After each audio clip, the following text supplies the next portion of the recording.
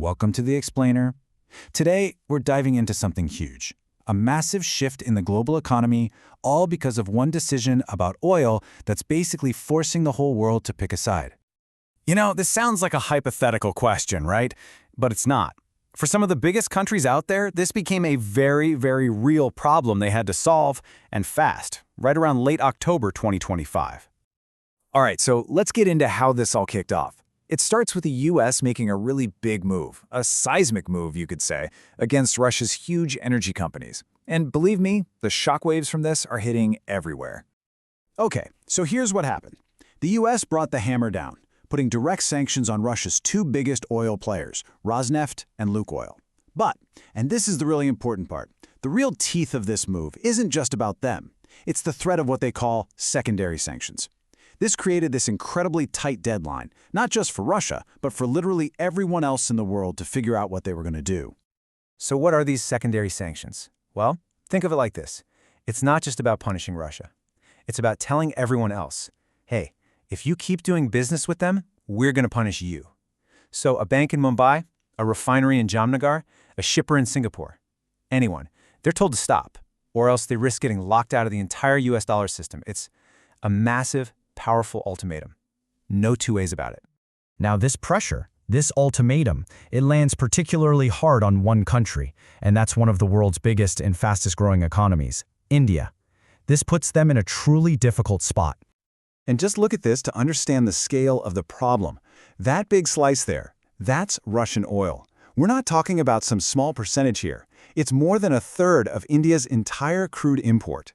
You can't just switch that off overnight. It's impossible without causing some serious economic pain.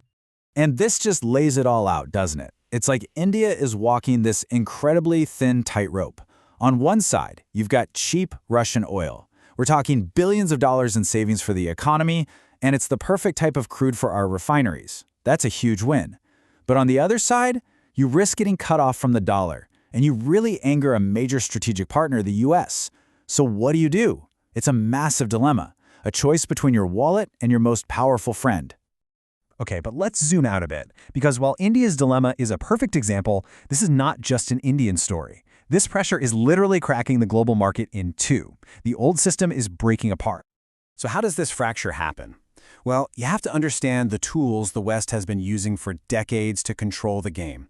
They've got the price cap, yeah, but look at the bigger picture. They control the main system for banks to talk to each other, that's SWIFT, and get this, they control over 90% of the insurance for global shipping. If you want to move oil on the sea, you pretty much have to play by their rules. That's how it's always been. But what happens when you don't want to play by those rules anymore? Well, that's exactly what we're seeing, a big pushback. Countries are getting creative, building their own workarounds. They're starting to trade in their own currencies, rupees, rubles, yuan, to avoid the dollar. They're using this so-called shadow fleet of older tankers that fly under the radar. They're building a whole parallel system designed to be, well, sanction-proof. So this new system, these parallel pipelines, how do they actually work? What are the nuts and bolts of this new financial world that's being built? The absolute key to all of this is one concept: de-dollarization. And the logic is actually pretty straightforward. If you and I do a deal and we don't use US dollars, if the money never goes through an American bank, then what can the US really do about it? Their financial sanctions suddenly have much less bite.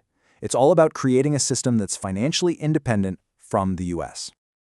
Yeah, I love this comparison. So think of SWIFT, the Western system, as like the world's biggest, most popular messaging app for banks. Everyone's on it.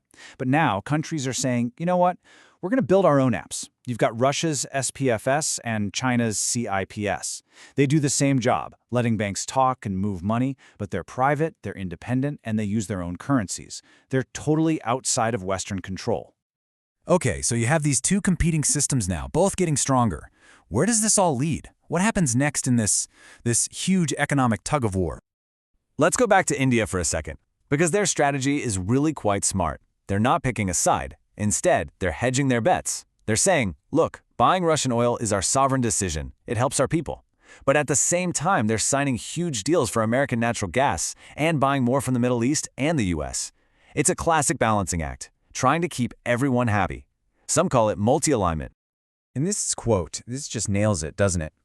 Two parallel oil markets.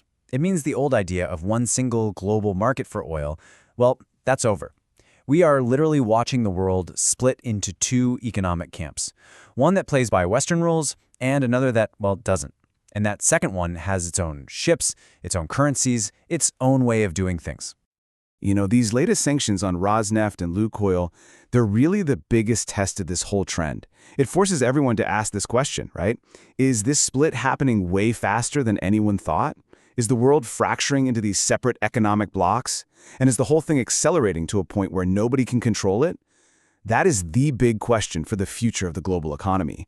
And honestly, the whole world is waiting for the answer.